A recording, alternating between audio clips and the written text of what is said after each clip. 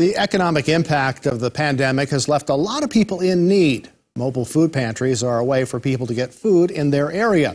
And in 2020, Feeding South Dakota's mobile food pantry made a difference across the state. KELOLAND's Sarah McDonald explains how. Each week, volunteers at Feeding South Dakota pack boxes of food items to be distributed to people in need. Some of those food items are given out as part of the organization's mobile food pantry program. We load that onto a truck and we go to neighborhoods that we've identified as being most food insecure or food deserts too, where they're not in close proximity to grocery stores and other agency partners. At those distribution locations, volunteers load the boxes of food into cars. There's no one getting out of the cars.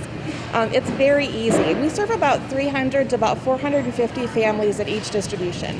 In 2020, the program grew. Nearly 8 million meals were served at over 100 mobile food pantry distribution locations. It did grow on the eastern side, especially in Sioux Falls, because a lot of, especially like for us at the Sioux Falls Food Pantry, along with our agency partners, we had to just pivot and learn how to distribute food in a safe manner.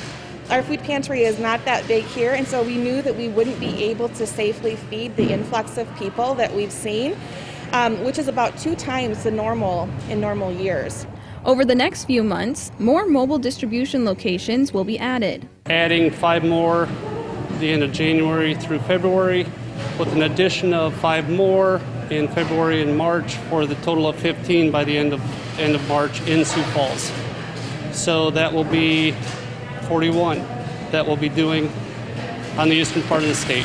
A program that is making a difference.